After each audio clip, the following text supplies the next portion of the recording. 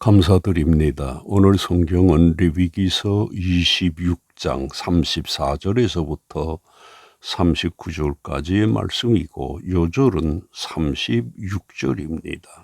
너희 남은 자에게는 그 원수들의 땅에서 내가 그들의 마음을 약하게 하리니 그들은 바람에 불린 잎사귀 소리에도 놀라 도망하기를 칼을 피하여 도망하듯 할 것이요 쫓는 자가 없어도 엎드려질 것이라. 아멘. 오늘 이 시간에는 36절의 남은 자에 대해서 몇 가지로 말씀하려고 합니다. 오늘 본문 36절에 너희 남은 자라고 했는데 이들이 누구일까요? 대적에 의해 나라가 망한 중에서도 죽지 않고 살아남은 자들을 말합니다. 다행히 살아남기는 했어도 그들에게는 그 삶이 고난이 아닐 수가 없습니다. 그러면 이들이 복받은 사람일까요? 물론 이들이 대적들로부터 죽임 당함을 면했으나 포로가 되었고 이곳저곳에 유리 방황하게 된 것입니다. 죽음을 면했다는 것에서 복을 받은 것은 사실입니다. 그러나 그 삶의 내용은 복이 아니었습니다. 그런데 이들이 어디에서 이렇게 유리 방황한다는 것입니까? 역시 오늘 본문 요절에서 그 원수들의 땅에서라고 합니다. 이들이 이렇게 그 원수된 자들의 땅에서 유리 방황하니 그 얼마나 힘듭니까? 경제적으로 어려웠을 것이고 또 인격적으로 여러 면에서 차별을 당할 수밖에 없었습니다. 이들이 왜 이렇게 된 것이라고 합니까? 이것에 대해서 21절에서 이렇게 말씀하시고 있습니다. 너희가 나를 거스려 내게 청종하지 아니할진대 내가 너희 죄대로 너희에게 7배나 더 재앙을 내릴 것이라고 하셨습니다. 이스라엘이 범죄할 때 그렇게 될 것이라고 하신 것입니다.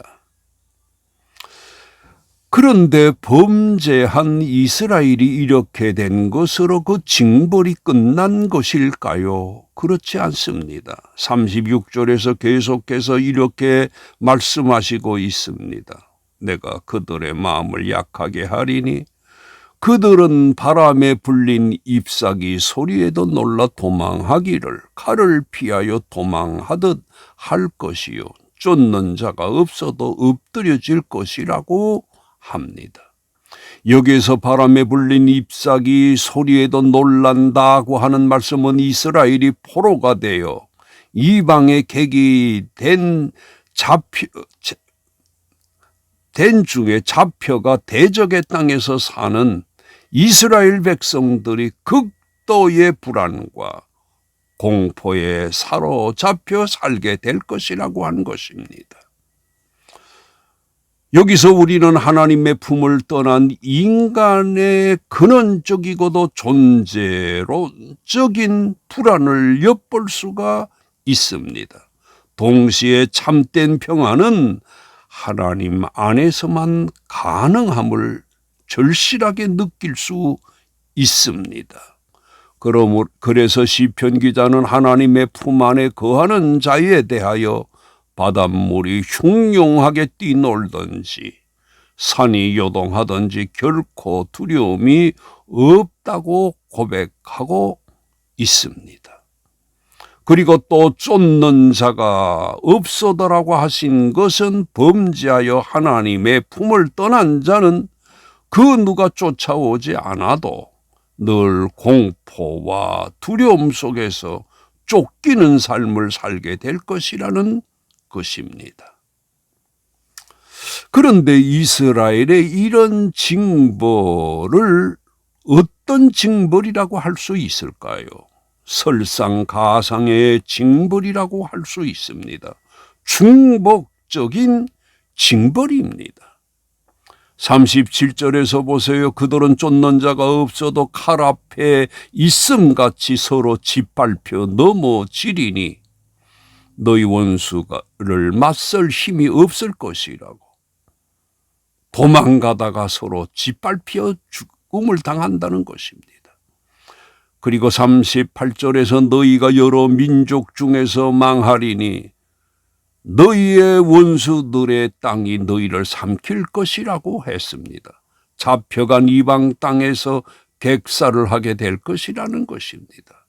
이처럼 범죄함으로 겹쳐지는 재앙을 받게 된다고 합니다. 우리가 이런 내용에서 볼 때 남은 자들의 삶이 누구보다 못한 것이 되는 것일까요? 오히려 죽은 자들이 더 복된 것이라고 할 정도입니다. 그런데 이런 경우가 사실은 매우 흔합니다. 무드셀라의 경우 그가 969세를 삽니다. 그런데 그의 죽은 해가 노아가 홍수 나던 때입니다. 그러니까 그는 홍수 나던 해에 죽었으나 홍수를 보지 않고 세상을 떠난 것입니다. 그러니 그는 참으로 복된 죽음이었습니다. 그가 이렇게 죽지 않고 조금 더 살았다면 그가 매우 험한 꼴을 보았을 것입니다. 어쨌든 하나님을 잘 섬기다가 하나님이 예비하신 때에 세상을 떠나는 것이 가장 아름다운 것입니다. 그러면 남은 자들에게는 죽은 자보다 못한 것일까요? 탈북민의 경우 한국에 들어온 사람들도 많으나 죽은 사람들이 더 많지 않겠나 하는 생각이 듭니다. 어느 사람이 더 나은 것일까요? 그래도 탈북을 해서 이 남한에 들어온 사람들은 복받은 사람들입니다. 왜냐하면 미래가 있기 때문입니다. 한 가지 더. 죽은 사람과 남은 사람의 차이에 대해 오늘 본문에서 뭐라고 말씀하십니까? 남은 자들은 다시 전과 같이 회복될 가능성이 있습니다. 이것에 대해서 이렇게 말씀을 하시고 있습니다. 41절에 그들의 마음이 낮아져서 그들의 죄악의 형벌을 기쁘게 받으면 내가 야곱과 맺은 내 언약과 이삭과 맺은 내 언약을 기억하며 아브라함과 맺은 내 언약을 기억하고 그 땅을 기억하리라고 하셨습니다. 깨닫고 회개하면 하나님이 다시 회복시키겠다는 것입니다. 이것이 산자가 복받는 비결입니다. 설상가상의 재난을 겪은 적이 있습니까? 우리 남은 삶을 복되게 하는 방법이 무엇일까요? 결론적으로 회개하고 믿음으로 삽시다. 하나님의 품에서 삽시다. 이렇게 사시기를 주의 이름으로 축원합니다. 하나님 감사드립니다. 우리의 행한 대로 갚지 아니하시고 긍휼히 여기심을 감사드립니다. 우리가 이것을 기억하고 늘 주 안에서 거하려 하오니 도와주시옵소서. 예수님의 이름으로 기도드립니다. 아멘.